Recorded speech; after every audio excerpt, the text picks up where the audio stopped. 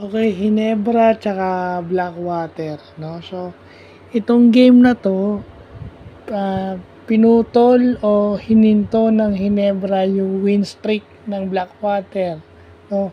Bago 'tong game na 'to, meron daw 3-game winning streak itong Blackwater pero pinutol nung Hinebra. At papaano nagawa yon? Shots went in. 3-point shots went in. Kick out options went in. Lahat yun.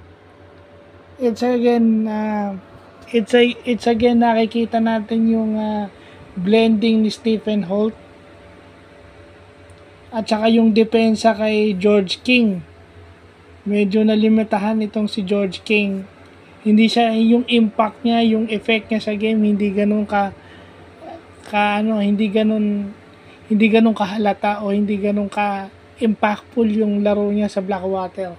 Siguro kasi pag sinabi mo namang impact, maaring nandun pa rin, double figures pa rin siya. Pero yung dating ng laro niya, hindi masyadong nahihirapan yung Hinebra by putting Stephen Holt on him.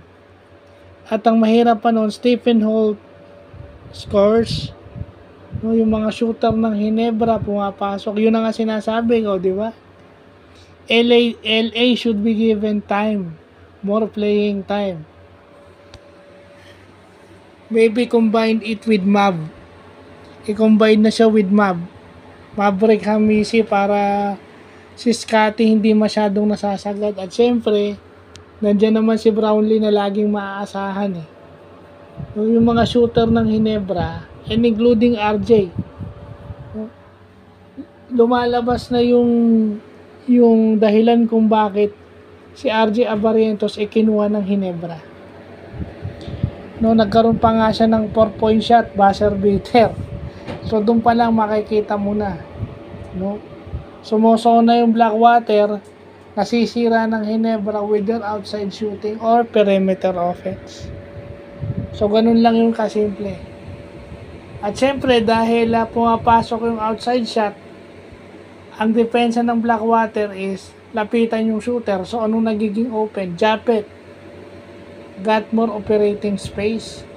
Yung mga shot creator ng Hinebra like Scotty Thompson nakakapasok, nakakadrive, and even Scotty made shots. So paano babantayan si Scotty? Pumapasok yung tira niya this game sa 3 points, and then alam naman natin na slasher talaga to si Scotty. So paano mo hihintuin? I think, yun na lang sinasabi, no? How could you beat a team with all shots going in? Running on all cylinders, ika nga. May game na ganun. So talagang kung ikaw yung kalaban ng Hinebra, chances are matatalo ka. Pero yung score, hindi naman ganun kalapit. Kumbaga manageable dahil may opensa rin itong Blackwater. Pero yun na nga, defensively, paano mo dedepensahan yung mga player ng Hinebra na puro magaganda ang laro, nagkasabay-sabay, no?